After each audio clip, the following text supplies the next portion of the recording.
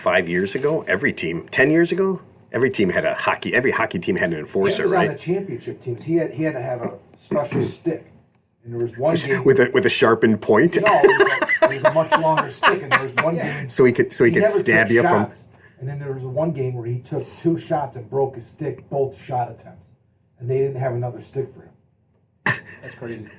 This one's got built-in brass knuckles and a machine gun. Wait, so it's like the Ryder Cup? They couldn't find a hat that fit Patrick Cantley, even though it's $1 billion+ operation. No one can come up with a customized hat for Patrick Cantley. Well, that just shows that this guy's a professional hockey player, and he can't take a slap shot without breaking his stick. That's how he never even shoots.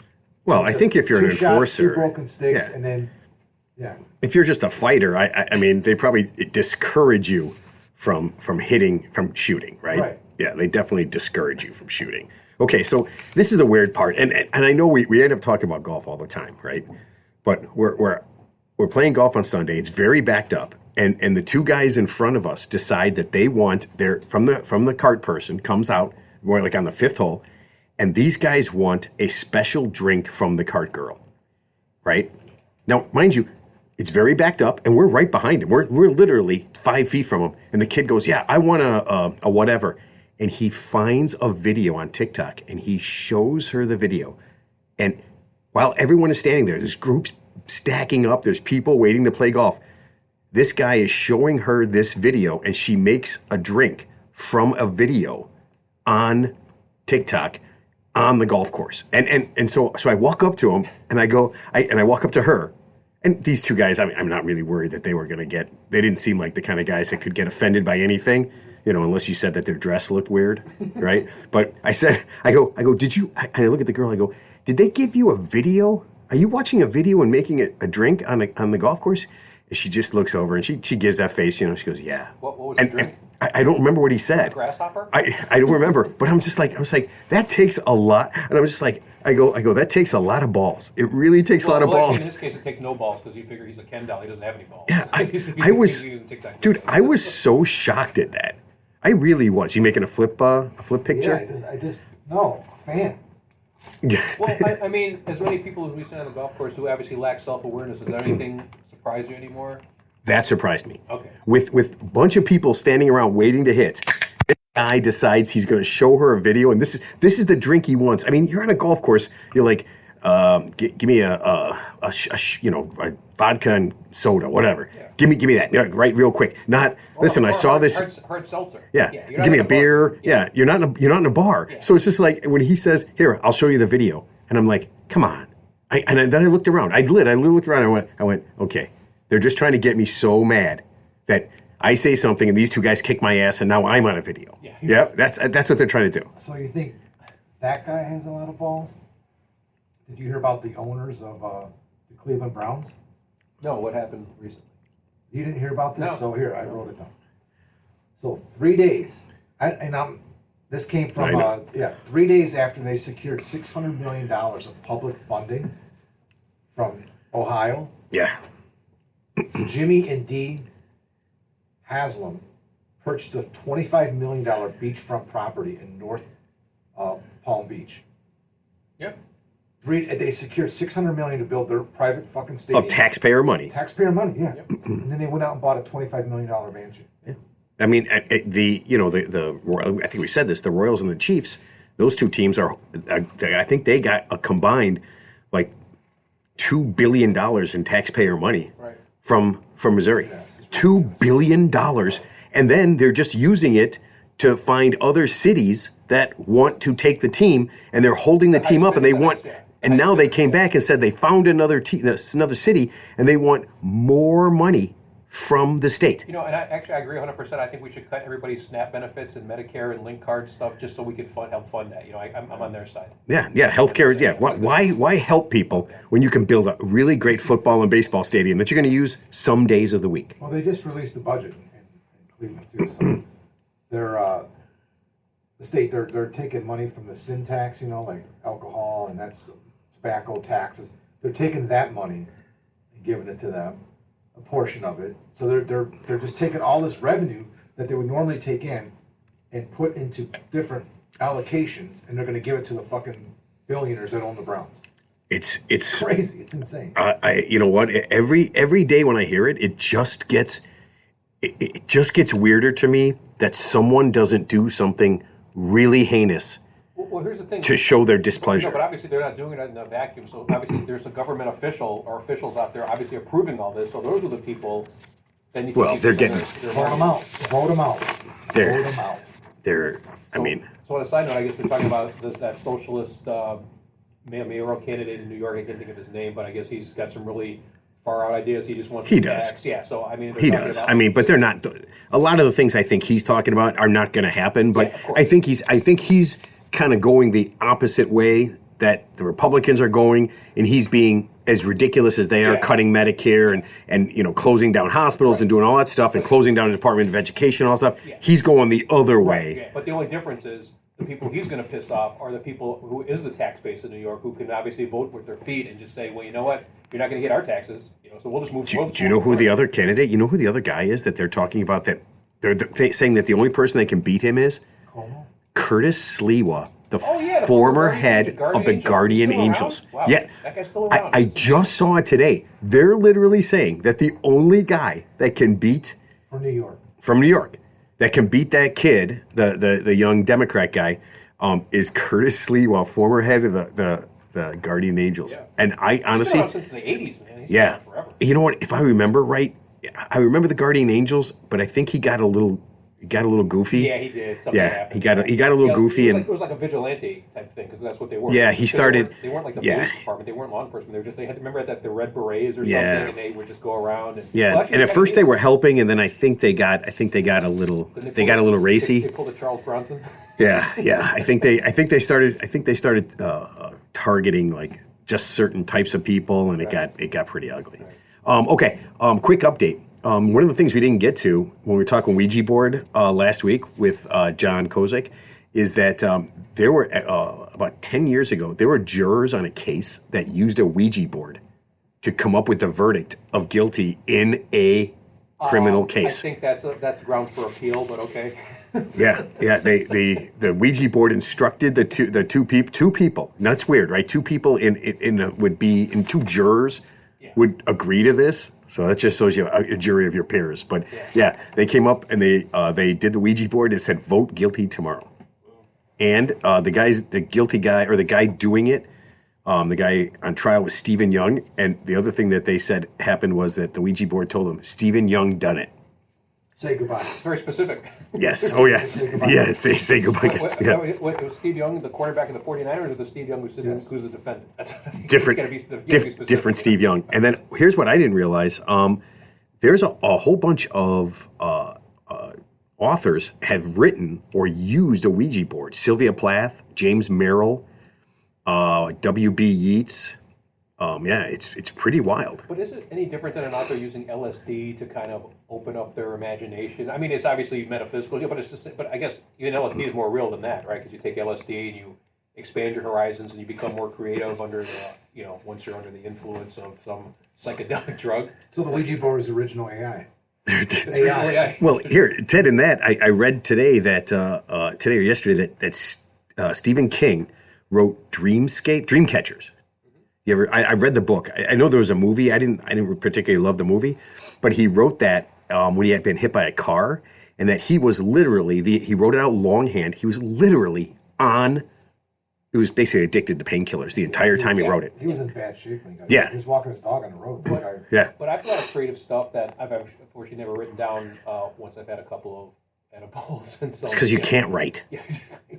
Ted. I need the dictation. You can where barely talk. talk when you're You just drunk. need to How talk. could you Well, write? could you just talk into the screen with the teleprompter like the? What if he did write something down? Where would you look for it later? Would you lose it? You wouldn't even know where to find it. Can I get your handle, your Instagram handle? You know, That is so insane. I would. Ted thought he was using like a legal pad when it was just a little fucking box of Topps paper, rolling papers. He wrote out all of his thoughts on rolling papers and smoked it. That would, Ted. I can imagine what you say. I mean, I know what you say. I can't imagine what you don't say. Like when you're home and you're wasted, like the thoughts that are running through your head. Here's what I want you to do. Here's what I want you to do. I need you to get a pen. I know you're not going to do I'm going to this. try to write it down. Actually, Try I really- get I a do get a wanna pad write of it down. paper. I'll give you a legal pad when we leave here. No, I have a pad. I have a pad. Okay. Paper. I want you to leave that wherever Not a- you not a sit. pad or- top. No. Tops rolling papers. Yeah. No, I want you to get a legal pad and Yeah. a pen, and I want you to write down whatever it is you're thinking when you're. But I want you to take a picture of it Yeah, that's a good idea. and then text it to me. Here's what I was thinking right now. It's legal now.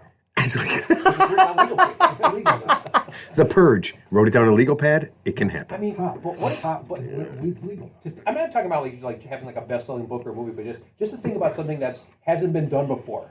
I know it's like impossible because there's been every permutation, every plot's been delved into, every ending. I don't think but there's so. Gotta be, yeah, but there's got to be something that's different. You know, kind of like Forrest Gump, right? That was different than. Well, there it is. Yeah. So, but something. It's got to be something What about Sinners? counterintuitive. I saw that. I Yeah, wasn't that No, impressed. but wasn't that like the Bordello of Blood with? Yeah. The same thing. It's like the vampires and okay, yeah, they're vampires. Yeah, they're scary as shit. Of What course about they're Teen Wolf?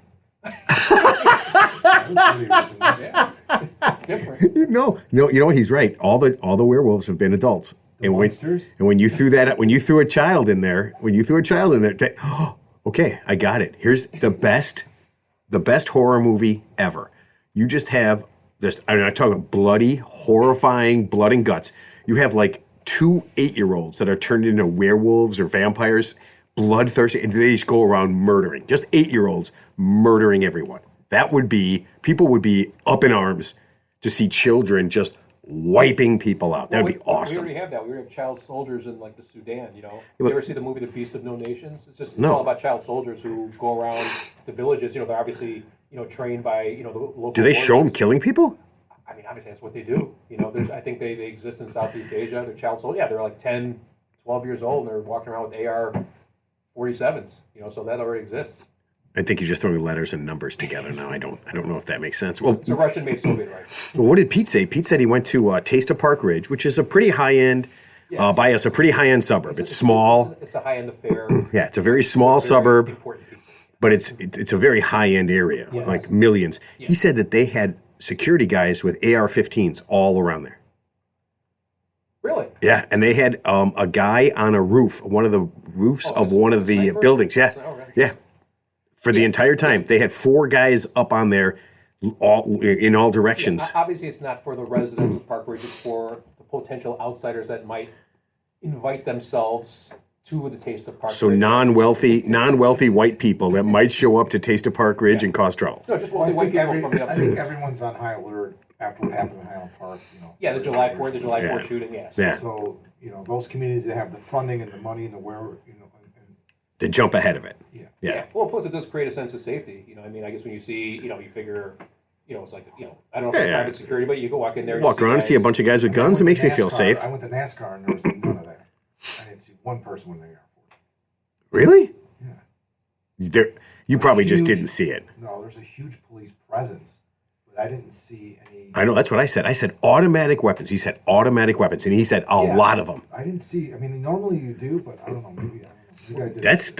That seemed, I don't know, a little When I extreme. was in Southeast Asia years ago, I think we were like in a main square that was near the Prime Minister's residence. They had it wasn't like the police, but it was the army, like guarding. As they were across the street, not near, but I mean they had full military gear, rifles. They had like a, they were just hanging out there. I actually took a picture with a few of them. It was pretty cool. Yeah, but I didn't feel, I felt actually making me feel safer. I'm like, oh, these guys are here. I mean, as long as I don't go crazy, they're not going to shoot me. So Well, as long as they don't go crazy. Crazy again.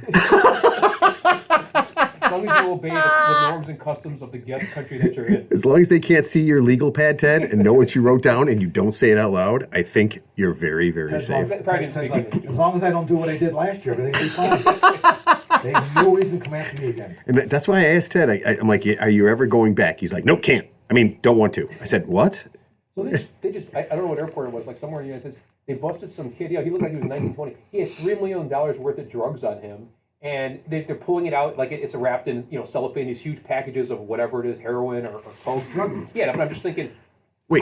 how do you think you're not going to get caught? He doesn't know he's a drug. You're not going to get caught, So I mean, unless you're an actual mule, the animal, you know that there's police. But who gave him that? Like who said when he said Ty, listen, don't do this. I'm pretty sure that they check your bags sometimes. But here's the thing: he's a dead man walking him out because, like, number one, they're not going to let him out. But even if they did, whoever gave him that $3 million is now gone. He's a minor.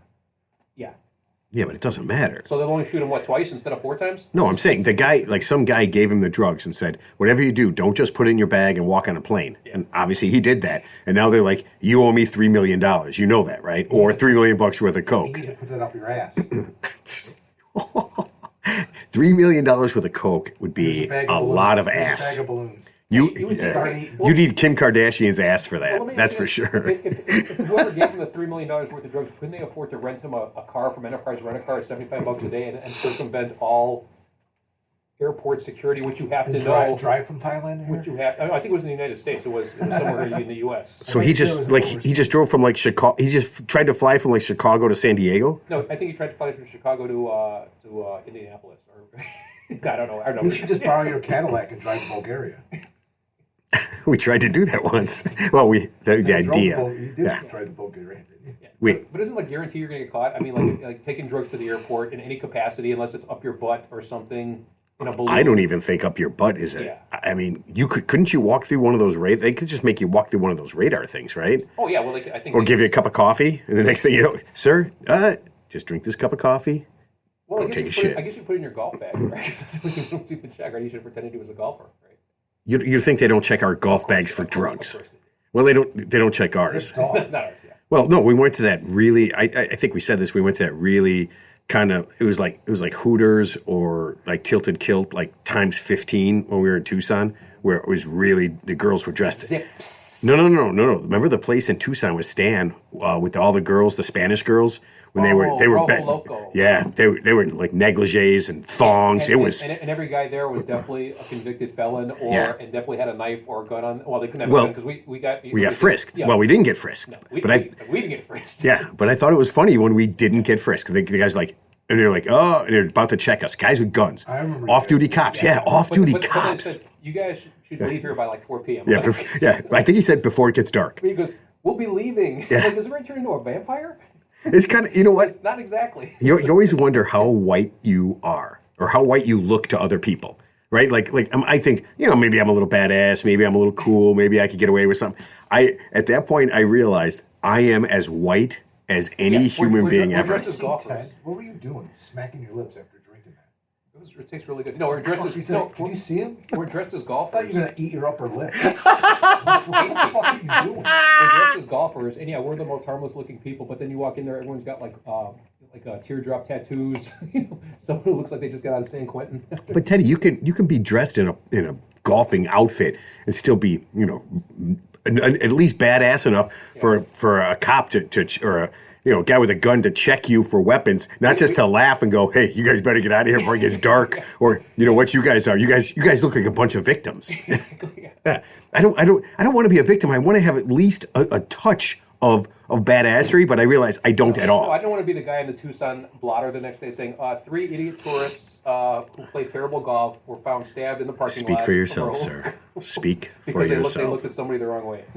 All right, listen, we need to do this here. This is the Real Three Idiots podcast, and happy National Zookeepers Week. Yeah. Don't enter the jaguar enclosure. I heard they're dangerous, unless you have certain kinds of dogs. Yeah, do you guys know any zookeepers? You know anybody who's even... No, I don't even know a beekeeper. Oh, I saw that worst movie ever was Beekeeper. Just the was absolute... that Kevin James? No, Jason Statham. Oh, really? Yeah. He usually makes a good movie. It was so... Listen to me. He's a beekeeper, but he's actually a commando assassin. Yeah, bingo. No, the beekeepers are badass people who help people, except that when he left, the girl who took over for him is a raving psycho, not super helpful like him. So everyone up till him was very helpful and did things, I guess, that were good. And she was a crazy person, so crazy that she shot up an entire gas station just to kill him with a machine gun, by the way. Yeah.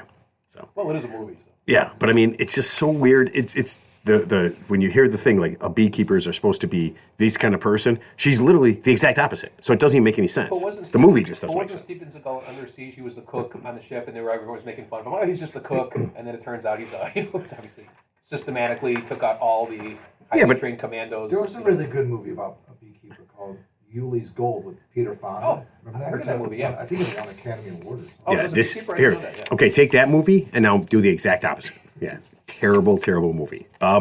Okay. Have you guys ever thought about hosting a hot dog eating contest for your friends? Not until I saw it on the screen here.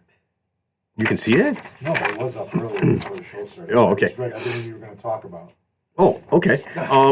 So a guy was talking about because they just had that Nathan's, with July 4th. Yeah, that Joey Chestnut, I think, won again. Have you seen him? 70 hot dogs in 10 minutes. That's insane. Did you see what he looks like though? He is so fat. Oh my God, he looks terrible. But he's probably still looks, I mean, he probably looks good compared to. No, how he much doesn't. eats. No, he doesn't. Okay. He is He's now. super fit. He is now. Nope. Okay. Nope. He used to be like normal looking. He is not normal at all. Yeah, he is not. He's not like 300 pounds. No, but he's pretty Nowhere fat near now. 300. He's pretty fat. Okay, so a guy came up with a plan because they were doing it. Said, "Hey, do you want to have?" And I saw the story. Do you want to have a hot dog eating contest at home? And he came up with a plan. And it was just like have enough hot dogs and make sure everybody's clean and all this kind of stuff. And then at the end, just at the very end, he talks about some of the things you want to be careful of. And at this point now, I'm thinking, hey, this, maybe you could do this. And then if you stay all the way with the story to the very end, this is what you get. Be careful because you can have serious health problems during the contest. Obviously, and I don't know if you know this, in these contests, people have choked to death. Oh yeah, sure. They have literally choked to death. So you have to be. Yeah, you're stuffing like a huge amount of foods in your throat in a small period of time. What do you think was going to happen? Unless you're a professional or just like genetic. No, professionals. So professionals. And just about every Well, then that means they're not a professional. they choke at some point or another, right? Oh my God, that's Well, terrible. don't they Not to dip- death. Don't they dip the hot dog in the water before they eat it? That's what They I've don't seen even eat that. a hot dog. If you're going to do a contest with friends, fuck the stupid shit you see on TV. You got to eat a hot dog like you eat a hot dog if you went to a hot dog joint. You got to eat the hot dog. Fully loaded with No. everything on it. Who eats a hot dog, takes it out of the bun, dips the bun in water, eats the fucking bun, and then puts the hot dog down? Oh, professional But eatists. that shouldn't be. That shouldn't be the way it is. You should have to eat it the way you would eat it. So in the spirit Well, of okay. Right? Am I right? Yeah, with hot dog on otherwise bun. it's not a hot dog eating contest. Well, I It's bet you- How fast can you shove that shit in your I'll mouth? bet you people did that at the beginning, and then someone figured out that separating it up was probably a faster way to do So it. in the spirit of full disclosure, I actually had a hot dog for the first time in a long time. It was a place called Paradise Pup on River Road. So I had a char pup and a regular hot dog with everything on it, and it was really good. But I couldn't imagine stuffing 20 of those things in my mouth because, like I said, I had 2 of those, and I took my time, and I was stuffed. Do you remember what we talked about last week? No, don't do it. Don't do it. He asked you, when was the last time you had a hot dog? And you said, well, I just had a hamburger the other day. You did say that. Yeah. No, but you said that. Oh yeah, just had a hot dog the other day. I had a hamburger. Last time you had a good beef sandwich. Ooh. A few months. It's been a while. Yeah. It's been a while. We just had beef at Babo's. Oh my God! Stop it! Fuck you! Stop it! Fuck you! Everybody go to hell! I'm finished. No, I am finishing I this. live right above Babo's. Nah. No. Listen to this. Internet troll. So just let me get through this because they said that there's 2 really scary things that can happen if you are eating large amounts of food at once. Besides it being very unhealthy, there are 2 things that can happen. You can actually get a tear where you're by eating so much, having so much in there, a tear between your esophagus and where your esophagus and your stomach meet, and it's got a name. It's something. Duodenum? No, I don't remember. It's some kind of if you tear that between your esophagus and your stomach, okay, and it almost never happens, but it happens during eating contests. It's got an actual name, and then there's another one where if you're eating so much, and this is really think about your risk of this. Your esophagus can actually explode, and basically you die. I was going to say That's if you are eating. If the first thing happens, I'm assuming you're dead anyway, right? If that first thing happens. Well, I Joey think for Chestnut, pretty much both of them. Before the eating contest, there's a process where he uses a device to. Oh my God! No, I'm serious. External to like stimulate his stomach, and then he does a series of exercises, like swallowing exercises. Like what you're talking about. I'm not kidding you. There's this whole. He talked about it. There's like this whole fucking regimen he does to prevent everything that you're talking about from happening. Like he strengthens. I agree. So that way he could just, relax all of his muscles and everything just slides right down into his stomach and he's done. Yeah. that makes sense. Because I mean, the human body is obviously not designed to do that. He obviously got that from like a porn stuff. I mean, I don't know. That's pretty wild. Sword swallowing school? Yeah, sword swallowing. Oh, have you ever seen it? Somebody do that live? Sword Not live on swallowing? TV, yeah. Yeah. Isn't that fake? Doesn't the sword? No, It's I not think fake it's at real. all. It's real. No, it's totally real. What? 100% real. No, I've seen it. We've The sword doesn't and like shorten up. No. Are you kidding me? How could you swallow a sword? It's a thing, dude. They you can get something down. You can get something the length of your body. It's like the certain. I forgot what it is. You can go. I'm How old are you? For your 58. whole life, you thought that sword swallowing was some just fucking magic trick. That people weren't really sticking like a 5-foot sword down their throat. Or 3 foot, whatever. Okay, first of all, don't I? This Yes, is already- of course you I think so. It's not. It's a trick. It's not a trick, man. I think they're kind of like contortion. I think like they because Yeah, they you could- tilt their head way yeah. back and they put the sword down, so it actually is going in their throat. It's not a magician. These are people who they swallow swords. No, it's Then a they thing. re- It's then, been a but they, thing for then, they, then, hundreds they, of then they years. retract. the Now sword. and now the more that Ted says it's a real thing and is trying to explain it to me. And by the way, I was just going to talk about. We went to the Renaissance Fair 2 years ago. We didn't go last year. We went 2 years ago. And there's a guy. He goes to all the fairs around the world. I mean, he's a New Yorker, really interesting guy. Puts on a great fucking show. He's just a great entertainer. And that's what he does. Yeah. And he had it was unbelievable. But I mean, it's legit. I mean, it's a legit. He's probably thing. walking on hot coals, all that good stuff, No, So. he didn't do that. But I mean, he's just a sword swallower. Hey, that's enough. You don't have to multitask if you're a sword swallower. I find that extremely hard to believe. That's all I'm saying. I'm just saying, I think I can't believe that you're at this age and you're like, you never get it. It's magic. It's not magic, dude. They're really putting it down their throat. They're sticking it. It's an illusion. It's not an illusion. How could you do that without cutting? You accidentally don't cut yourself one time and Asking me die. questions that I mean, literally, I can't. You're writing checks your body It's a can't dull cash. sword. Okay. Why don't you look So into it's. it? I will. Okay. I will look into it. Here, you know what? I'm gonna write it down. It's not the sword from Kill Bill. It's not that sword. All you can do is a Google search right now. I have things I have to do. I'm doing a show. This is the show. This is more interesting. Whatever you're going to bring to the table. Well, okay, I'll do this and you do that. If you enjoyed the episode, if you learned something today, and you did, you learned that sword swallowing is real. Yeah, there you go. Please consider following the show, subscribing to your favorite podcast platform, or leaving a 5-star review. This helps the podcast more than I could say. This allows us to reach more and more people, and this would mean the world to us. Visit us at our website at voteforted.com. That's FORE. Remember, your audience changes every 15 minutes. Or just Google the Real 3 Idiots podcast. I'm just going to tell you what AI says. Yes, sword swallowers are real. Like they're real people. They are trained performers who have learned to overcome their gag What do you- reflex and other involuntary You start by bodily swallowing a knife? It is not an illusion or a trick, but a genuine physical feat that requires years of training and control. You had him at gag It's reflex. just it's a real thing. And He perked it's up. amazing. What do you start with, a butter knife? You start with a butter knife, then a switchblade, then you move up to like a Swiss Army knife. Swiss Army knife. The guy, Yeah, the guy that yeah. I saw had a real bad accident like 10 years ago where he was swallowing like fluorescent light bulbs. Yeah. And seriously, and so you have to contort your body because that doesn't have any flexibility to it. I mean, swords don't either. Some of them are curved, but this one. So he was putting into his body, and one busted, and he was gonna die, but he had like an emergency surgery, and the surgeon blah blah blah. But he had to stay, and that's how he made his living. He had to stay off the circuit for like a year or something like It's a that. tough way to earn a living. He had a GoFundMe page. I hope he doesn't have Medicaid now because that surgeon ain't going to be there next week. Maybe he's not going to be at the fair this year. Do you guys want to go to the fair in Kenosha? What's the name of the fair? Renaissance Fair. I feel like it's I mean, I might go, but I feel like it's a dork fest, right? Yeah, well, it totally is. I mean, it's packed. Is there golf? There's beer. Is there golf involved? There's beer. At the Renaissance? Wasn't that before No, golf? there's Is it? after There's the beer. Renaissance. There's good beer. Hold on a second. Are you saying there's beer? Because I'm hearing this. Yeah. Okay. Yeah, there's I mean, food. There's beer. There's great people watching. so I'm going to have a couple of drinks, and there's going to be massive amounts of dorks, and I'm going to get my ass kicked because I'm not going to be able to control myself without saying everything that's on my. I mean, That yeah. would be fun. Yeah, I'm not going.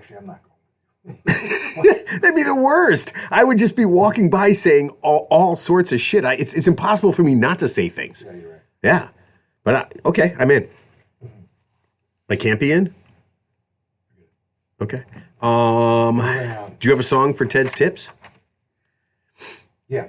Okay. I'll do sponsor first. Okay. Ted, are you physically and mentally prepared for this? Because this tip is, well, we'll get to it. Ted's Tips is sponsored by the Stanton Golf Technique. With golf season in full swing, you're probably looking for a way to get better scores. You can spend hours practicing your swing, working on putting or chipping, or you can work on your Stanton Golf Technique.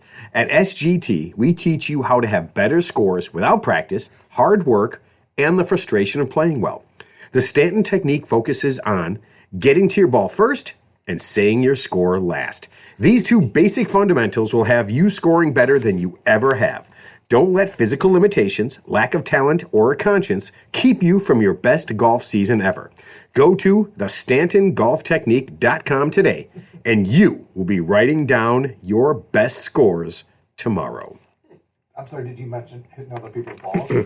Yeah. Yeah. Well, Playing. he's not going to... It's Listen to me. the best ball. It's just the ball that's in the best position. Mark, you can't give everything away for free. You're just giving some ideas away. Before I do my song, I just want to kind of expand upon the Stanton School of Golf. Don't be limited by hitting your own golf ball. Matt told me about what he does. He said, this is what he's going to do. Okay. First of all, he drives in a cart by himself.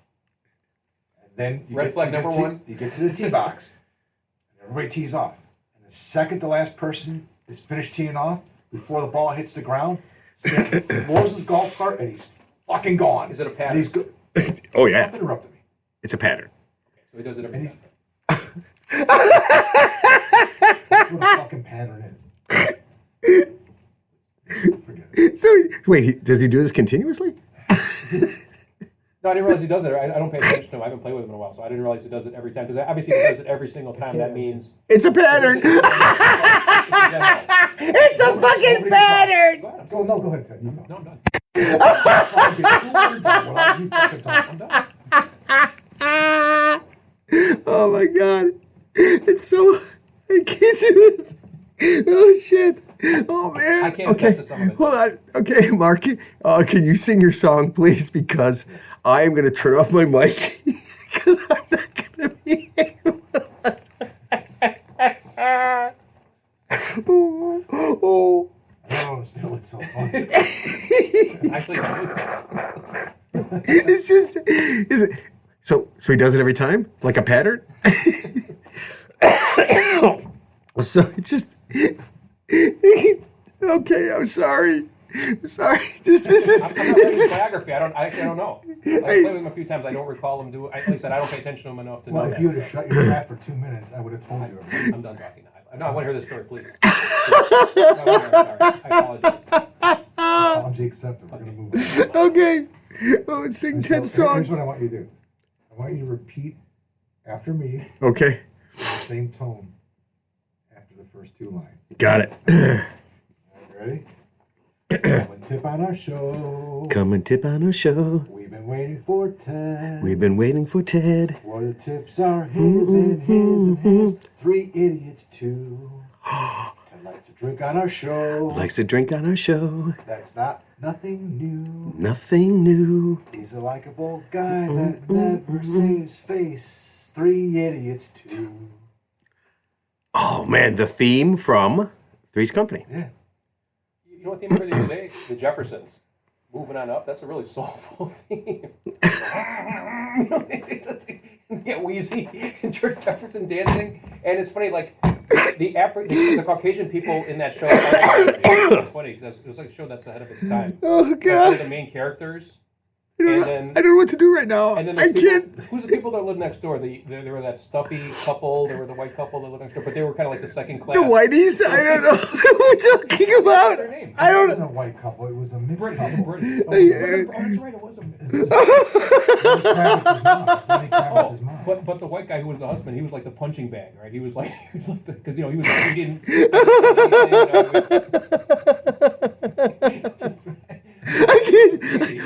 god! think you do. He's going crazy. Oh my god! I can't see it.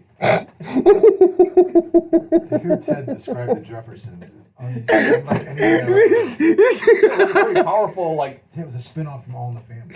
okay, I didn't know. Oh yes.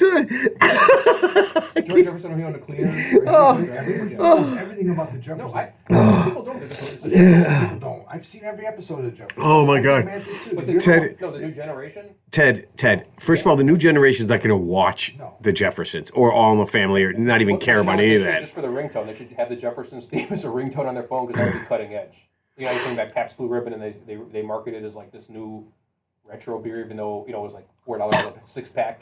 PBR. Did you hit your head or something on the way here? Honestly, this doesn't seem like alcohol related. This seems like it might have been a physical trauma of some No, sort. if the new generation watched the Jeffersons, I think they get a kick out of it. Like Good Times, the Jeffersons, All in the Family, stuff. You mean like we were forced to watch Leave It to Beaver because it was the only thing on TV? Ted, the only reason we watched all this stuff was because it was the only thing on. Now that there's 9,000 stations or 9,000 different channels, nobody watches anything anymore. Right, but like all I of watched Car 54, Where Are You, for fuck's sake? Yeah. Because it was the 1950s. Yeah, because it was the only thing on TV because there are 4 channels. Yeah. And the TV was so cool that you wanted it on at all times. Yeah. Yeah. So nobody's going to watch. Okay, listen, if you're in your 20s or 30s and you haven't seen the Jeffersons, go ahead and watch 5. What do you need? 5 minutes?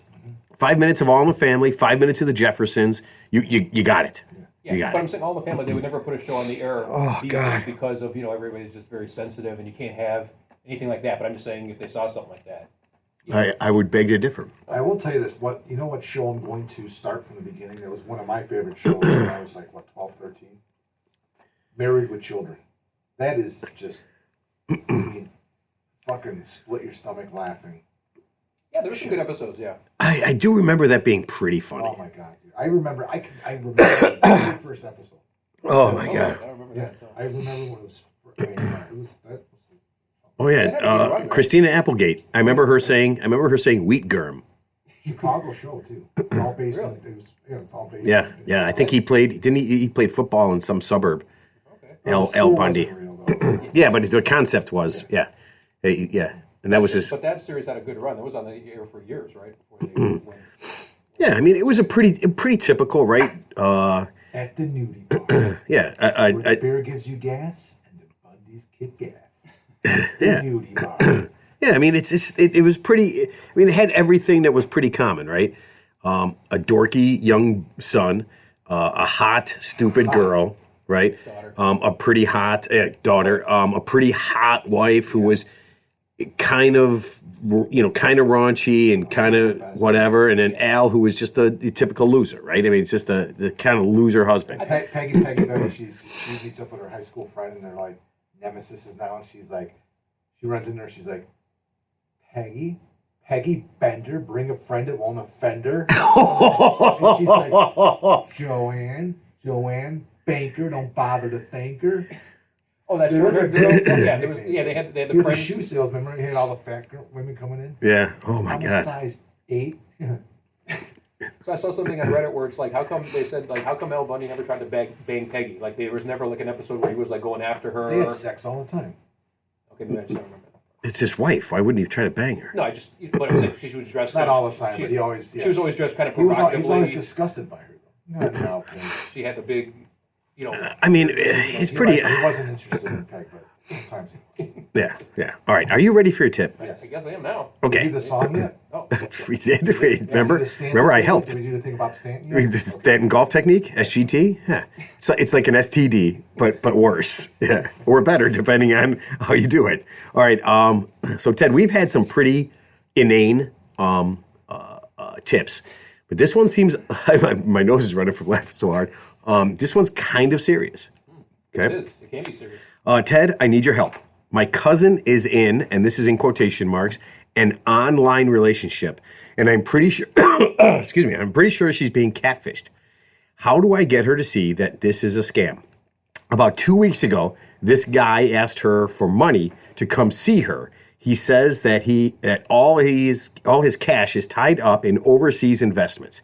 He allegedly lives in London. Her parents are laying it on really heavy. but I need another approach. Help me, Ted. Rhodes 40, Memphis, Tennessee. And then he adds, if you guys are looking for something fun to do, we have an Elvis Fest coming up in August. It's a wild time. I heard Beale Street in Memphis is pretty happening. Gets a little, gets a little dangerous, so you got to be careful out there. I mean, I'd much rather do Elvis Fest than, what did you say? What was your thing that you wanted to do? Renaissance Fair. Yeah, the Elvis Fest sounds way more fun than Renaissance Fair. Renaissance Fair is a lot closer. Well, either way, you're going to get into a fight, so what difference does it make? With Elvis Fest? Either way, you're going to insult somebody. I can go out in public without insulting. The trans Elvis you see, it's going to be over. What are you talking about? I am not transphobic. No, but you're going to make a joke. Just like you would if you saw a guy dressed as a fairy walking with. What? I don't. That's not what's. That's. I feel like those people are the. I'm going to say the least to them. There are people that are full-on adults at the Renaissance Fair that are dressed like you would not fucking believe. Yeah, it's called cosplay. Yeah. Look, if you're a fairy of the Enchanted Forest, there's nothing wrong with that. Tails are walking around. Unless you had about 7 beers, or in your case 17. I don't know. I'm not gonna have 17 beers. That's a lot of beer. I would probably stop at 9. All right, Ted, help Rhodes help his cousin, who is obviously getting. She's obviously getting catfished. Yeah, so obviously the cousin's a female. Because it's a her. Oh, yeah, she is being catfished. Yeah. So obviously, just a couple of statistics here: romance scams, pig butchering scams. Obviously, cost billions of dollars per year, men and women. So obviously, just by the sound of this tip, of course, this person is a fictitious. Everything's fictitious. So I mean, here's the bottom line: as long as you don't send money, which sounds like the point of the relationship, because that's where we're at. That's where we're at. So basically, the whole premise of the pig butchering scam, the romance scam, is that if they play the con artists play the long game. In fact, you don't even know if you're talking to one individual or several individuals, because don't forget, these are professional teams of people who work in warehouses. So just because it says in London, they could be in a warehouse in Cambodia somewhere. They could be in Thailand somewhere. Could it be an apartment? It could be an apartment. And so it doesn't have to be, I'm writing this down, doesn't have to be in a warehouse. They could have the phone farms. They got like a rack of burner phones. They got the laptop computers. They're talking to hundreds of thousands of people a day, giving them the same exact line. And Ted. I'm just letting you know who you're talking to. You don't know who you're talking to. Okay. Obviously, this guy thinks it's a scam. Yeah. His cousin's parents think it's a scam. Yeah. Help him to stop her. And be careful because it's... Fucking coming from, dude, you're just making shit up. No, I think he's right. I think he said statistically speaking, he didn't even give it.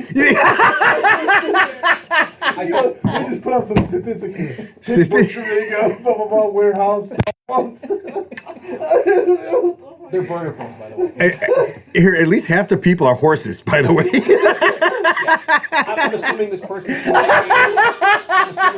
communicating with you on WhatsApp or Telegram, which is like the scam artists, because it's an encrypted, communication system that's untraceable. So I mean, of course, you could ask for proof of life. I'm not sure if you FaceTime this person or on Telegram or WhatsApp has that feature, but obviously you want to get as much FaceTime with the person as possible. So you're saying he should encourage his cousin to physically see the person that she's talking to. 99% this is a like on video. Yeah. So, but like I said, so let's assume this person. Obviously, I'm sure this person has sent stock photos. Somebody representing themselves as this person in England, if they're the real person. But in order to triple check and verify, get that person on Telegram or which in WhatsApp that does have the video feature. It's like a FaceTime feature. And if they cannot do it in a timely manner, or there's constant excuses about why they cannot, I would just cut that shit off right there. You almost need an intervention. It's almost like being part of a cult. She's probably in this like trance where, this individual or team of individuals who are professionals, by the way, is telling her what she wants to hear, because that's their full-time job, by the way. So you almost need to have an intervention where, it's almost like extracting someone from a cult, because that's what it is. Okay, so I saw, I told you guys, I saw this documentary about Manti Te'o, and he was catfished. Yeah. So maybe show her that that video. But that wasn't for money though. That was just like a straight. That was just a straight catfish. It was. I didn't. Right, but he never got to see this person. Just pictures, not video. Yeah. Like he never got to see them talking and stuff. He did speak to her on the phone, I believe, Right, but I mean that's no, I bullshit. understand. Obviously, because it was a dude. But regardless of that, I mean it could be anybody. Get a video so that it matches the picture. Like if they send a picture, have that same person talking to you, and still, I mean nobody's. Here's what I would say: nobody's has all their money tied up. No. In stocks. Yeah. That's a TV thing. Well, number one, the fact that they would have to go out of their way. So when someone goes out of their way to tell you in deep detail their financial situation, that's major red flag right there. Because usually someone who's kind of well-to-do is not going to brag about their job or talk about their job in intricate detail or talk about their finances. It's like, hey, I'm romantically interested in you. What can we do to meet up? And of course, I'm going to pay my way to either come see you or we can meet halfway somewhere. So yeah, so that is a big red flag. Between the Mateo one, that was like embarrassment for him because he got catfish, ha ha ha. But this is different now because now the scammers want your money. So we're talking about being potentially financially destitute. So yeah, so number one, never send any money to anybody anytime for any reason. That's number one because everything right now is free. You may get hurt emotionally, but you don't want to get hurt financially. So at least keep it at a one-prong attack, not a two-prong attack. But it sounds like her mom and dad have laid it on pretty heavy. So everything you're saying is so obvious they've probably done this. So what he's saying is you need to think outside the box. Yeah, just like I said, give real life examples of people who are maybe in a similar situation of her and just show that with the same fact pattern, the same MO, how that turned out. Because like I said, sounds like everything's a red flag. There's no green flags involved. Everything is just here. You know what? News. I got an idea. Rhodes, tell your cousin to tell him that she's flat broke. She doesn't have the money to send. That he's going to have to find. Yeah, just say. He wants to sue you, but you can't afford it. Right. So listen. If you're so well off, listen. Sell some of your stocks. Do so. I don't have. I'm broke. And see if she says I'm broke. I don't have $1. I literally am living with my parents. Make up whatever story. Just have her say it. And then if he blows her off because she doesn't have any money, that would be. It seems like that's exactly what would happen. Yeah, because there's always a financial incentive at the end of the day. Right. For sure. There is, and I'm not trying to. I want to be funny, but there is like a process because the Mattel there is some sort of intervention, like helpline or whatever you could do. You can do an intervention. You can look it up online, but there are things that you can do to help this person because obviously they're emotionally attached to the situation. So you can't just attack them and lay it on heavy. You have to approach it with Yeah, it's like an intervention. Yeah, if you walk up to somebody and say, "Don't be fucking stupid," yeah, you have to. That's not going to work. You have to unwind the situation using empathy and kindness, and then kind of expose everything or link everything to what catfishing is, and then go from there. I'm telling you, show that, and I'm sure there's TV shows and other things, but the one thing that I know that documentary is good because that kind of encompasses everything right there, right in front of you. You're a captive audience as far as watching it, right? And then the wild thing about it is that you get Manti Te'o's take on how horrible it was. He does. He was. I got to admit. I mean, he. Oh, bad for the guy. Yeah, of course. I mean, because then she had whoever he's talking to ended up having cancer or something and passed away. That's why they never met. There was some bullshit. There was a ton of bullshit. But the thing about it was interesting that Manti Te'o shared this like his actual feelings, where he goes, I was caught up in the whole thing, and I wasn't able to see. I wasn't able to get any. I mean, maybe he ignored help or whatever, but he didn't do any of the things but we never even heard the term catfish until that case came out. Right. That didn't even exist. Yeah. So, and plus two, don't forget these scammers are very clever. And like I said, it's almost like being in a cult. It's like you need an intervention. And I think there's actually a show on cable TV called Catfish where they actually have I think I saw something like that. Yeah, that's what I'm talking about. Like an intervention. Just have her watch. Have her watch something just to give her some context. And I've read cases where these people, I think they almost know they're being scammed, but they're just so far gone that, like, I think there was one case where this person sent almost their entire life savings to a group of scammers, not analogous to this, and the FBI, the real FBI, had to actually come in and just say, hey, you're being scammed, and even then, they still didn't believe it. Yeah, they still didn't believe it. So I know there was a story, and I had it a couple months ago. Older guy, I think he was 50, 60 years old in England, and he was getting scammed. And he went to the bank, and the people at the bank, he kind of shared the story. I think somebody went with him and kind of shared the story. And the people at the bank were just like, don't fucking do this. This is absolutely a scam. Don't send this money. Absolutely do not send this money. Like, and they did something to try to stop him from sending the money. Yeah. And he sent the money, okay? It was a scam.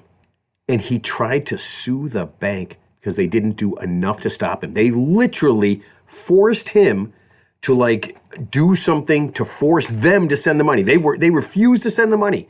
And he ended up forcing them to do it, and he ended up trying to sue them. And the judge, I mean, as sad as this is, the judge was just like, I'm not going to make the bank pay you back money. They literally did everything they could to stop you. And the sad part is, number one, no matter what the bank thinks, if it's his money legally, he can technically liquidate it if he can or transfer it to another account. So, and here's the worst part. If you liquidate your savings or your 401k and send to a scammer, you're still on the hook for the taxes. So not only did you lose the money to the scammer, but now you have to pay the capital gains tax. So let's just say you send a scammer $100,000. Guess what? You still have to pay Uncle Sam $25,000 on top of that of money you don't have. Well, it's not capital gains. It's a gift, like a gift tax. Well, he made that money in the end. Taking the money out. Taking the money out. So if I liquidated my 401k, and you're going to hit with that early penalty, so 10% plus 50%. So so this guy lost everything. Yeah. He lost everything. Yeah, and the family loses everything because I've heard of cases where people who were taking care of a sick relative send the scammer $600,000. And these are people who should know better. These are retired lawyers, professionals, but they find the weakness. They find the weakness in your psyche. It is one of those things, and that because I was thinking about this, it's one of those things that doesn't make sense to me that you could fall for that. Like here, people think they're talking to Keanu Reeves right now. Yeah. I told you. Mars? Yeah. I mean, it's just crazy. Okay, you guys heard the sad story? Yep.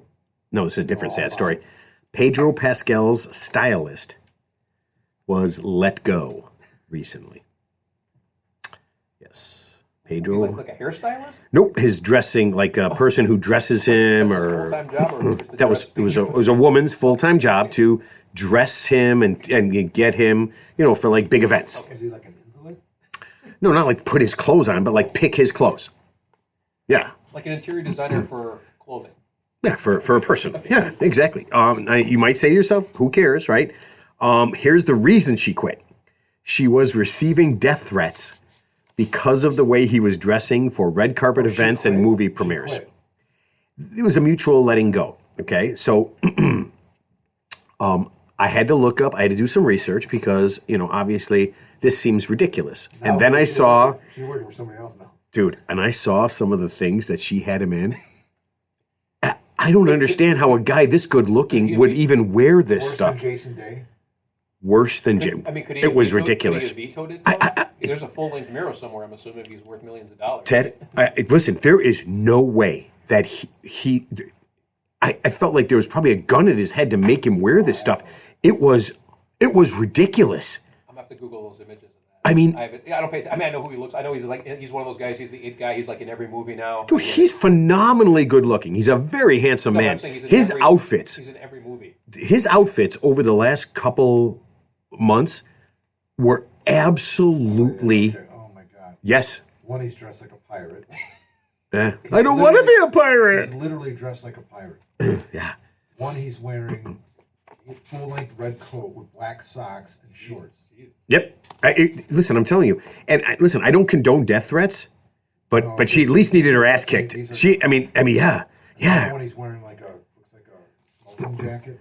He looks like Christopher Walken's character from that Saturday Night Live skit. Oh yeah. Oh my God. Yeah. Wait, it was.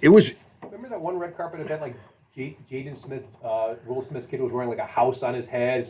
That would have been an improvement. To send some type of stupid statement. Dude, that would have been an improvement to what. House. Yeah. Well, I think he's got some. Holy crap. This is unbelievable.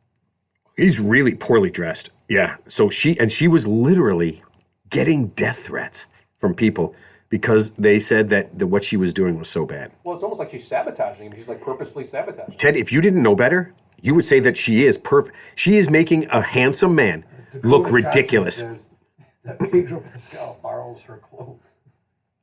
Dakota Johnson said. Did she say it like this though? He borrowed my clothes. Duh. Yeah. Dakota Johnson is the worst actress of all time. She's the worst. She's the worst. I've never heard. That's how she talks. I'm assuming the way she talks in any of her movies is anything like she talks in real life, that she is the dumbest fucking human being on the planet. So going back to dressing, so Jason Day was obviously a professional golfer. For some of them who don't know, I guess at the Masters he wore this clothing by Malborn. That's why I brought it up. Yeah. But I've actually seen those outfits, and not only are they terrible looking, and it looks like he's dressed like the hobo in Derelict, like the Derelict campaign from Zoolander. But those clothes is like super expensive. It's like $1,000 for a pair of pants, and like some ridiculous stuff that no person in the right mind would ever buy. I thought it was. I mean, I laughed about the story until I saw the way he was dressed. Now, obviously, you're not going to death threats, but I don't understand how he went through this and didn't say, like, he didn't have enough of an opinion or a concept. There has to be more to this story than that. He must have thought it was. Maybe he sent the death threats to get out of it. like he had a contract with her and it was broken by death threats. Well, look at it this way. I mean, those people, and I'm talking about the whole Hollywood like elite and their assistants. Don't they live in just such a bubble that they probably it's like a feedback loop, right? Where they convince themselves like this is actually cool, and they have no concept of. You mean like the Emperor's New Clothes? No. What happens is at some point the studio owns them, and they have an image that they need to uphold for the studio. They're under contract, so the studio says, okay, you can't do this or that. You have to wear this, and this. So they give them this designer, wardrobe. This, yeah. Right. So now here's the image we need you to project. So this is what you're going to wear. Whatever this fucking person tells you to wear when you go to these public appearances. Because here's your public appearance schedule. Blah blah blah. And they dress them and they tell them, what to do and what to say. I mean, they're owned by the studios now. Right. But my question, the big picture is like. Let's just say there's someone. They don't have a choice. There's someone calling the shots, but who could look at those dreadful outfits and say, "Yeah, that's a really good idea," or "This is somehow going to boost the image of this." They don't have a say in the matter, like I said. Right. I mean, they don't. Right. But we can all just laugh about it. But there's obviously some serious lack of self-awareness there, or perception issues on somebody's part. So either they're grossly incompetent or have like serious perception issues, right? I guess at some point maybe you just do whatever anybody tells you to. You're just like such a robot. They have to be fully aware of the fact that anything they put on their body is seen by everybody nowadays. And then maybe you just get paid enough money to do it. Who gives a shit? I mean. It's all about money. So if they're wearing something that they're not supposed to be wearing, or wearing something that is not out yet, or something like that, then it goes viral, and everyone wants to buy that. Everybody wants what they have. So it's no one wants to dress like Pedro Pascal. That's probably why he was doing it. He just wanted to do the opposite. All right. We got to talk a little politics. Donald Trump won another golf tournament. I don't know if you guys heard that. I heard. I didn't hear the details. It's his fifth of the year golf tournament of the year. Incredible. Fifth. He's been president. So during the time he's been president, he's had the chance to win 7 months. 5 golf tournaments since he's been. I mean, all his club though. It's just every one of them has been at one of his clubs. Yes. He's never won a tournament outside of one of his clubs. He has never won a tournament outside. He's never finished in the top half. Never done anything except played poorly. Rick Riley went off. Oh, that was a great book. From what I heard, number 5, Kim Jong-un called to congratulate him. Yeah. I thought that. Didn't he shoot a 20 or something like that? He shot an 18. 18. I'm sorry. An 18. Yeah. Now this, and I thought the funny thing was, I thought this was the opposite of Andy's event that we have. So every time you get on that scoring app, and Trump's score goes up, instead of getting a better score, everybody else gets double bogeys and triple bogeys to make sure that. Yeah. I mean, do you even want to? Would you even want to in a Trump tournament? You'd want to have your scorecard and be like, okay, Mr. President, what did you get? You got a 72? 73 for me. But aren't they just so shitless of them that, of course, they're going to just like, they're going to like you. Well, it's just off, right? Yeah. If he doesn't win, and you go up, you say, wait a minute, I shot this, and you lose your membership. That's it, you're out of the club. I mean, if you said if he shot a 72, even par. He's a decent golfer. No, he's can hit the ball far. Or he's got hands of stone as a terrible putter. Well, read the book, Ted. Which book? Rick Riley, Commander in Chief. Okay. Yeah, it's a great book. Yeah. Stone hands. He can't. All he can do is hit the ball. They asked him after he said, "I just won." This member guest. Member. Was it member? Yep. They asked him, "What's your handicap?" Very low. Very low handicap. Very low. Very good, very low handicap. Counting cards. It's a fucking number. You know what your handicap is. It's used in a tournament, for Christ's sake, right? I mean, he can't answer a simple question. What's your fucking handicap? Well, whatever he says is a lie, so it doesn't matter. Whatever he says, if he says his handicap is 2, it's going to be 3. If he says it's 5, it's going to be 2. I mean, look it up. It's on the CBGA. Look up his handicap. Yeah, I can look up fake handicaps all day long. Now, then I started doing a little bit of research after he said he won his 5th one. You guys, they talk about he won one where he didn't even play in the first round. Yeah. He won a tournament and missed the round. He's good. Still had the lowest score. Well, he missed an entire round. He didn't have a score. He had a 0. Everybody else had a 72. Is that like if I didn't show up for bowling and you if you don't show up for bowling league, you automatically get 0 for the frame. So let's just say I show up in frame 6. Except he gets a 300. I'd get 0, yeah. So I still shot 280. Yeah. So I had to look this up. So in his first 175 days in office, he played golf 35 times. And it cost the taxpayers, you ready for this? $26 million. And here's the funniest part of this. A lot of that money he paid to himself. The taxpayers. So he charged himself and his friends for the rounds of golf. And we paid his course for him to play. But that's nothing new. That's how it's been going since he did it his first presidency too. But I mean, that seems. He jacked up the rate, and he actually charges the Secret Service too to rent the carts and everything. Yeah. I just heard recently, like whatever, like for Secret Service and the porta potties that they brought in, I think it was like $600,000 for whatever golf event. Porta potties. Yeah, they were whatever they were going to play. But yeah, it was no different than the good people of Ohio paying for the Haslam's beach house in Florida, right? That's taxpayer money. Right? I think it's a lot different. I still say to that, I still say I can't. I would make sure, I would write on my calendar every day, whoever the governor is of Ohio, I would write every day, don't vote for this jagoff. Whoever that jagoff is, I would every day. Oh, just a note to self in my phone.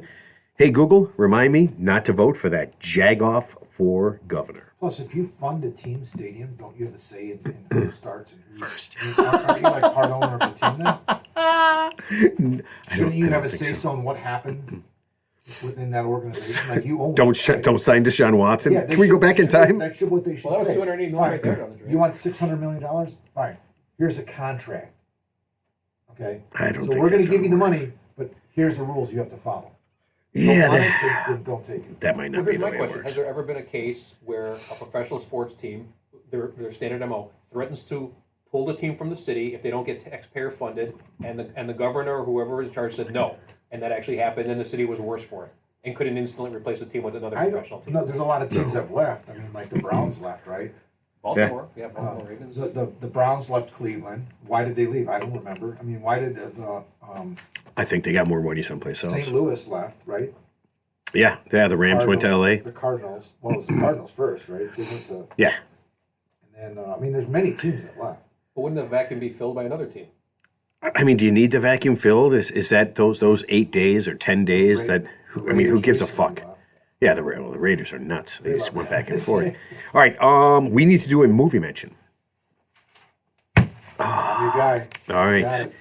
Let's see. You got a guy. Yeah, I got a guy over by there. Let's see. Oh, I It's a got. movie mention. Hey, Oh, here. Ted printed a little Wikipedia for me. Okay. Thank you, Ted. He's just pretending to read that, by the way. He's not really reading it. I can see him. He's mocking me. my dinner with Manti Te'o didn't actually happen. Mark's movie mentions are brought to you by the Common Sense Society. The Common Sense Society focuses on helping people understand when things are too good to be true. Summer is unfortunately the best time for scammers and tricksters to make promises and guarantees that are way too good to be true. It's important to remember, no one is going to give you a car, boat, or home worth hundreds of thousands of dollars in exchange for a $500 Apple gift card. There are no Saudi princes giving away millions of dollars to random strangers on email. Congress doesn't pass big, beautiful bills while threatening senators who don't vote for it. If you aren't quite sure if the guy offering you a free Tesla is really Elon Musk or someone pretending to be Elon Musk, just give the folks at the Common Sense Society a call, and we will tell you whether it's real or total bullshit. Let yesterday be the last time you give your social security number and bank password to a random person who calls you saying they are the IRS. The Common Sense Society. We have what you don't. So Ted handed me his Wikipedia printout of the SpongeBob SquarePants movie. So I was reading it. How the fuck does it cost $30 million to make a cartoon?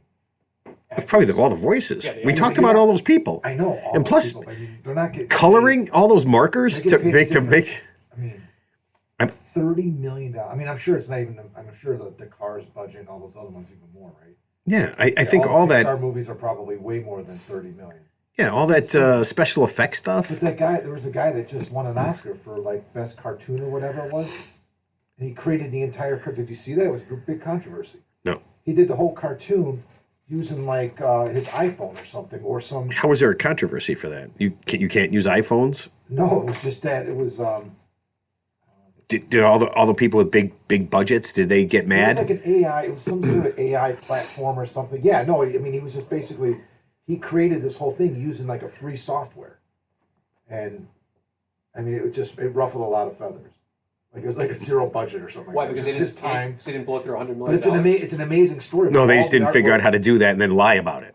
Yeah. Yeah, I Hey, mean, that's it was all done on like something that we could do. that's not that's YouTube. cool. Yeah. Like I said, I mean, most of the movies I see are just kind of retreads, man. Oh, I tried. Oh, before you get to movie mention, I tried watching. There was a new version of Star Trek, a series. It's like 3 seasons long. I tried watching the first one. Holy shit! 10 minutes in, and thank God I had the remote. Because if I didn't have the remote, I would have kicked the TV dead. Just absolutely a retread of the. What if your wife had the remote in her hand? I would have thrown her through the TV. It was just the worst. It's just garbage. It is just retreaded, absolute garbage. It was just sad. Okay, but give us something that isn't sad. All right. Well, the movie I want to mention tonight came out in 1990. It's based on a 1953 novel called Hell Hath No Fury by Charles Williams. The name of the film, the screenplay that was written, the name of the film was called The Hot Spot. That's the name of the movie? The Hot Spot, starring Don Johnson, Oh, I like Don. He was so hot for a while. Virginia Madsen, Ooh, she was hot too. New Trier's finest, Michael Madsen's sister, by the way. Rest in peace. Jennifer Connelly. Wait, who's dead? Michael Madsen or Virginia Michael Madsen? No, Virginia's still alive. Oh, okay. Jennifer Connelly and a couple other people, but I want to mention Barry Corbin because I love Barry Corbin. Oh, He's he's from that Very good- up north, or he's a really laid back guy, and he was in My Big Fat Greek Wedding. He was Right? in Northern Exposure. Yeah, Northern Exposure. My Big Fat. He's the guy that the Greek girl marries. No, that's a different Corbin. That's not Barry Corbin. No, Barry Corbin's an older guy, like a heavy-set Southern gentleman. Not the guy I was thinking about at all. I don't know. He was Okay. like Corbin something. Corbin Burnson. No, I'm not thinking of Corbin Burnson. Go ahead. Anyway, so The Hot Spot came out in 1990. It is a neo-noir romantic thriller. It's right up your alley, Matt, because it's 130 minutes long. It's like 2 hours, so maybe it's too long for you, right? 2 hours is too long. Yep. So I had a budget of $10 million. Box office only $1.3 million. But here's the great thing about the film that I want to get you. It was directed by Dennis Hopper. So Wow, I did not know he directed. Yeah, he's done a few things.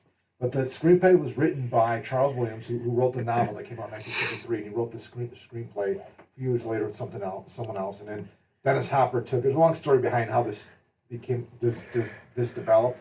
Because originally Dennis Hopper was going to do a different film, and then they switched to this. He found this screenplay and decided to switch to film after he got the money and the actors were all set.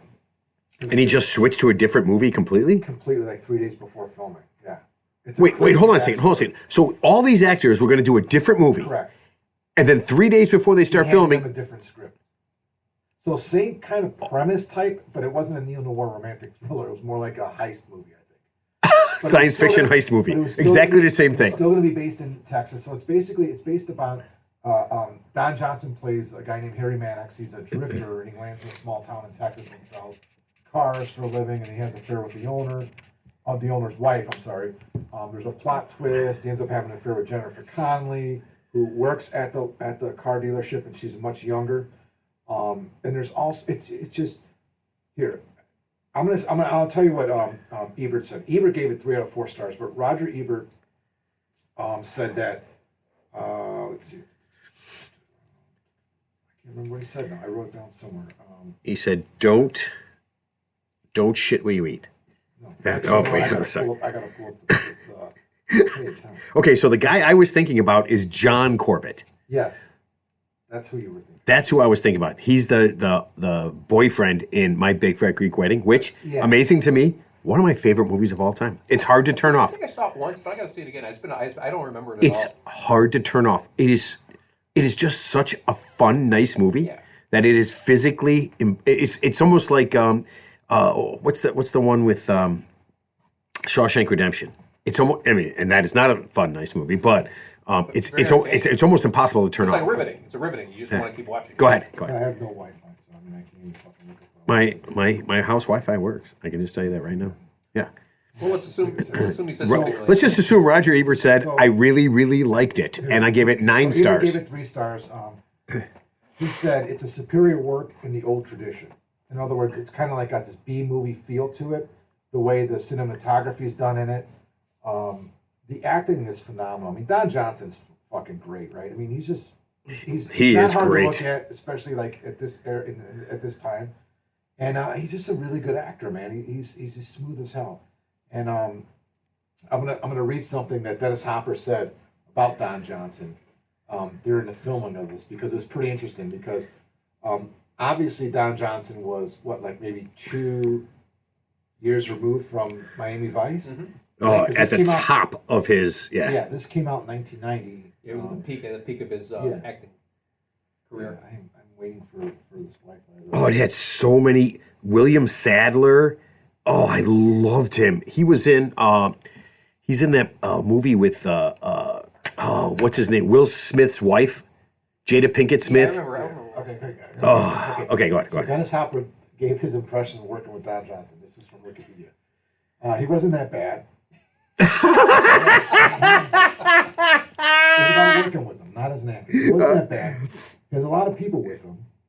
He came onto this film with 2 bodyguards, a cook, a trainer, a helicopter pilot. He comes to and from the set in a helicopter, very glamorous. 2 drivers, a secretary, and his own hair person, his own makeup person, his own wardrobe person. So when he walks onto the set, he has 5 people with him. So he's saying he's like a prima donna. Wow. And then here's what DJ said about him. He said, okay, we're making the script. We're making this one. He says, he passed the script around the table that had been written for Robert Mitchum in the 60s, or maybe it was his 50s, but it was based on a book called Hell Hath No Fury. This is 3 days before they started shooting that he switched the script on them. But it worked out good because they actually liked the script, and Dennis Hopper's, he knows what he's doing. And it shows in this film. I highly recommend this movie. It's got a lot of twists and plots, and it's well done. The Hot Spot came out in 1990. I'm not sure where you can watch it. I don't remember where I saw it. I'm looking it up right now. I mean, I saw this movie a couple of times, and the first time I saw it was on HBO back in the 90s.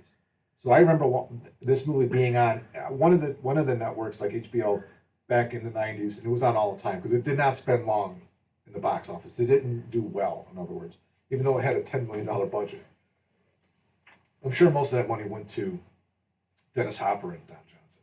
Yeah, I would have figured Don Johnson. I didn't realize he was that much of a diva back in the day. I know. I love the concept that he was. I mean, because Miami Vice, honestly, Miami Vice was one of the hottest shows of all time. Who was the other guy? Who was the Tubbs guy? Oh, Crockett and Tubbs. I'm gonna tell you this: if that's what Don Johnson needs, so be it. At least at least from where I sit, right? As a moviegoer, I don't give a fuck if he needs all that. Yeah. He looks great. The movie's great. I mean, he's doing great. It's fine.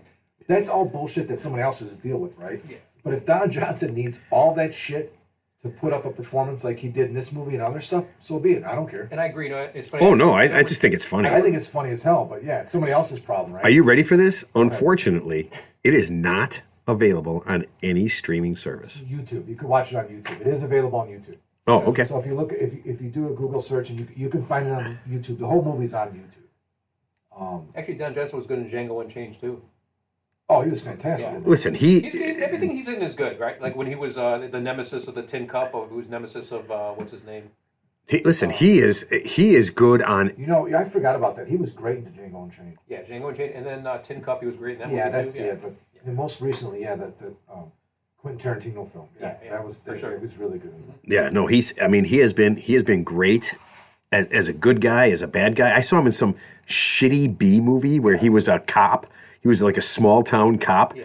and he's messing with a guy who's I don't remember what the deal was, but he was awesome. And this is just a couple of years ago. Luckily, part of his entourage wasn't Pedro Pascal's wardrobe consultant, right? Christ. Luckily, he dodged the bullet on that one, right? I mean, hey man, I've never seen Don Johnson poorly dressed, and I've seen him. Yeah. I mean, if you haven't seen mine, here you talk about kids watching, like younger people watching. Yeah. Fuck All in the Family and the Jeffersons. And that intro music. Yeah. Watch, just watch, enjoy Miami Vice. Yeah. Turn it on, enjoy it. You'll love it. Did I just mention a movie that nobody can watch? You just, I couldn't find it Can you anywhere. rent it? Can you go to Blockbuster and rent it? I don't know. Didn't they do the remake of Miami Vice with Colin Farrell and I don't know who else, but they did a remake of that. Yeah, it was like 10 ago. years Yeah, ago. it was like okay. The remake of Miami Over Vice. 10 years ago. Yeah, that was not very good. Yeah. It just, It was good. You It didn't was see decent. It was decent. Yeah, it was pretty good. it was him and Jamie Foxx or something. Yeah, exactly, I yeah. just, It was pretty good, man. And he got caught up with some female drug lord film. I mean, it's I will tell you this, though. The series, like you guys are talking about, when that came out in the 80s, like 85, 86, whatever that was, that's fantastic. it was. I mean, I dressed like that. I did that look. Come on, that was groundbreaking. Yeah, I mean, those guys were badass. It was cool. They were cool as hell, and I it went out and bought and it a was. Ferrari. I bought a new Ferrari. Yeah, I bought two drug boats, and I got a really nice Coke habit. Yeah, all the teenage girls loved him, and all the kids, all the boys wanted to be like him, right? So he covered the whole genre. yeah. Right? And somehow he wrangled that into 2 hairdressers, 2 drivers, all that, a helicopter pilot. And he's with Melanie Griffith that whole time. Yeah, and then I think Oh, she was hot back then. Yeah, Oh. but They were a couple since they were like 17 or something. But then didn't she like end up That's marrying creepy. Antonio Banderas? And he's They're the hot. same age. He's literally hot. So she left one hot guy for another hot guy. She left him for the. But Don Johnson and her were together since they were like 8. Like, Oh, I didn't know that. yeah, they were like before they. I mean, young. I think they were like 18. Before 19. they hit it big. Well, I thought they were. Oh, yeah. I thought they were in preschool together. But they're the same age. She was beautiful, Melanie Griffith. Yeah, she was. She She's was still- super I mean, hot. she's still. I haven't seen her. I try not to look at any like super hot chicks. Like you ever see those things when you're scrolling through everything? See her now? Yeah. I don't want to see her now. So it's funny. I just remember her from I just happened to see Kelly McGillis, the one from Top Gun. Don't want to see that. But Don't want they to see showed her it. now. Don't She tell obviously doesn't me. look like she did in the movie Top Gun. Ted. I'm always going to imagine her I met as. her. I met her before. Really? Yeah? Yeah, I was in the movie with her. The Babe. Was she cool? It was filmed at Wrigley. Yeah, she was very nice. But her. I mean, I was like 15, 16 years old. Got to see her too. Whoa. Yeah, it was crazy. I'm like, she's like basically naked talking. Like, I mean, I didn't know what she think. I thought I'm like 17 years old. I was 17. This is fucking She was crazy. just trying to give you some. It was 100 degrees in Wrigley, and she's wearing this like silk top. How do you with, like, recognize loose her? fit. How would you? I would never recognize her. I was on- But on you set knew with she the was. retard. Ted, he was an extra in the movie. Oh, okay. Hey, everybody, this is Kelly McGillis. Don't talk to her. I just said the Don't R- look I at said her. the R word. You called her. Don't You called Ted a don't make retard. don't make eye contact. Yeah. Don't they have some movie stars like their rule is like don't make eye contact? Christian with me? Bale. Oh, you Didn't know he who else freak is out in- because somebody made eye who contact? else is And in this that guy's movie? fucking looking at me. You know who else was in that movie? I can't remember his name, but he was the bully, and he played oh my gosh, I can't remember him. 3 O'clock High. Remember the movie? I think I might have. Oh yeah. Buddy Rydell. Yeah. He played. So that guy was in the movie. He played like Babe Ruth's nemesis in the movie, and he was in the movie, and he was the most intense guy you've ever fucking seen. He like before his scenes, it was 100 degrees out that summer at Wrigley. He was doing push-ups on the mountain to get all like jacked up for the scene. It was crazy to make himself angry and tired or whatever he was trying to do. It's hilarious. He was super intense. Dude. You couldn't even go near that guy. So at that point, he's probably just trying to work the coke off. I'm pretty sure he's John just. Goodman couldn't have been a cooler, better human being. That's cool. I mean, were you in the fucking movie? I don't understand. You were there for what, 10 minutes, and you met all these 2 weeks. I was on set. two. Got a wardrobe, got a haircut, Oh, that's cool. everything. Oh, That's yeah. pretty cool. Yeah, it was That's a awesome. good experience. Are you telling me now, just today, that you were in a movie? I was an extra in the movie. I don't know if I was in it. I've never even seen the movie. It's not a good movie. I never even watched the movie. That's the funny thing about it. So you're sitting here right now saying that you were an extra in a movie for 2 weeks, Yep, I'm just finding this out for the and first you time. don't even know if you were in the movie. correct. Are you out of your... 17. I don't know. And you've never... Never saw the movie. It's a true story. So who do you think was it? You said you built up a good rapport with the stars of the movie? Or No, I just met him a couple of times. It wasn't Just hang went to a out couple with him. parties and, just, yeah. No, I mean I was 17, so I mean they were pretty cool with Yeah, is a gang bang? Do I remember who I banged? No, but there was a gang. So on a side note, when you mentioned Dennis Hopper, I actually read something on Reddit the other day where they were talking about nepo babies, nepo children of famous people who have no talent. And actually, Dennis Hopper's son, they said, they compared like the father. And Yeah. They said, well, whoever Dennis Hopper's kid's name, 0 talent. Pete Rose Jr., 0 talent. No, that's not true. He was in the pros for a while. Brooklyn Beckham, David Beckham's kid. I guess just they're talking in general. Rose Jr. was actually a solid ball player, but he just never made it. He wasn't. He had to live. He never was as good as dad. Yeah, of obviously, course. But Yeah, like Ted Williams Jr. I think they gave him a tryout for a minor league team back in the day because obviously Ted Williams is his dad, thinking that somehow he's going to play like Ted Williams, and he obviously wasn't. Here, you want to know Like what? Michael Jordan's kid, right? I mean, he's not anywhere close to Michael Jordan. Do you want to know what a bad person I am? So yesterday they had the the Major League Home Run Derby. yeah, that was awesome. Actually, It was great. It was great. One of the few ones I actually enjoyed. And Jack and I were watching. I like the format they've been using the last couple. Yeah, and Jackson showed me a picture of Byron Buxton's son. Oh my god, dude! You didn't see him. He's there the whole time. He is the least athletic. He's huge. He's just huge. he is a very He's the equivalent of a. chubby. He's the equivalent of a 275-pound man. So at his age, he is like it's really fucked up. I was. Was he a player? Or? No, he's his little son. I think he's like 10. No, he's like 11. He's like 11 years old. I think And he's how 11. big? Yeah. He's just this fat little kid. And here's what I was thinking. Was he diabeto? He looks From like, Jumbotron? dude. Here's what I'm thinking. Your dad is a professional athlete. his I dad's can't name? believe that Brian he lets his. Again, I'm not going to slut shame a 11-year-old child, but it seemed really. I was uncomfortable that he would be okay with his son being so overweight. There was one point. At one point It was- he was eating a bag of Skittles. No, he wasn't. Not the He was. son. The dad was, and the kids were behind him, and he's pouring them out in his hand, and he reached behind to share the Skittles with his son, and his son was like, "No." He was waving him off. No. Yeah, don't I'm give not the kidding. kid any That was Skittles. on television. I'm like, dude, this kid is the equivalent of a 275-pound man. I was. It was so weird. It's so funny you said it because I was saying the same thing. Yeah. Lyle and I were watching. I'm like, dude, oh my god. Right, but he's 11, so I mean, eventually he'll get a Oh, personal, he's- Oh, he he'll get a could. personal trainer. Listen, he absolutely could. Bring up the Look, puberty, but yeah, We, so, yeah. But Jack- he's a chubby kid. He's gonna develop, and he's probably gonna Yeah. grow out of it. But he's not. He didn't. Look Yeah, but then you saw Cal Raleigh, the guy who won the home run derby. Yeah. His brother, his 15-year-old Yeah, brother, his brother. is like 6'4". He's Yeah, like this. yeah. He looked more. Actually, the weirdest part is he looked like he could have been. His 15-year-old brother looked like he could have been a professional athlete. Did you hear who's the guy that introduced him? The WWE guy, and he's on ESPN now. I have no idea what you're talking about. They did the intros. I didn't see Michael that part. Buffer? No, The wrestler, you talking about John Cena? no, it was some guy. I don't even know who the fuck he is. I have no idea. I didn't see They that. did this double thing. It was like Kelly was in another room and she's like, "What are you watching? The WWE?" I go, "No, it's the intros for the All-Star game. I know, it's crazy." So he came out there, two guys, and he'd go, "And here's a guy from this, la, la, la, la, la, la," and he's got the fattest ass in all of professional Oh, sports. Cal Raleigh, Big Yeah. Dumper. They call him Big Dumper. I didn't know. Yeah, that's his literally said it. nickname. He goes, he introduced him at the All-Star game as the fattest ass in all of professional sports. And I said, do you not watch the WNBA? What? No, Actually, no. No, You the, don't. the weird part about this is The game's running That was at a noon. trick question. Game's running Yeah. at That's a noon, trick Jack. question. no, The only people that watch WNBA games are day campers.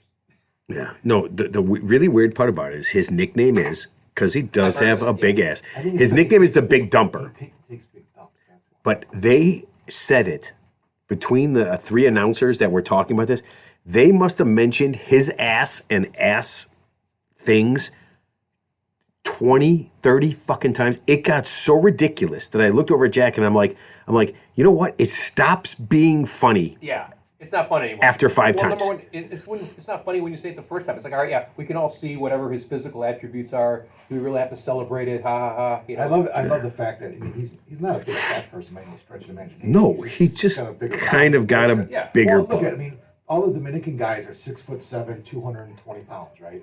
So compared to them, he's a little bit built differently. I mean, all the other guys were like, they were built. Yeah. They look more normal. And what's great about it is these guys are, they lost him. All these tremendous looking athletes all lost to the guy that least. He's a tremendous athlete. He's just I'm saying if you put them all up, if you stand them all together, he lost two guys on 6'7", 235 pounds. Yeah. Hit a 514 foot home run. Yeah, it was pretty crazy. Dude, those guys were unbelievable. I'm after you too. It was Kel is he's going to break every record in Mariners history. Yeah. He's got 38 home runs right now. At one point, home runs ever hit by a Mariner was 54. What's his name again? His full name? Cal Raleigh. Okay. Yeah. At one point, they said he's the first catcher to lead catchers in home runs, and I went, No.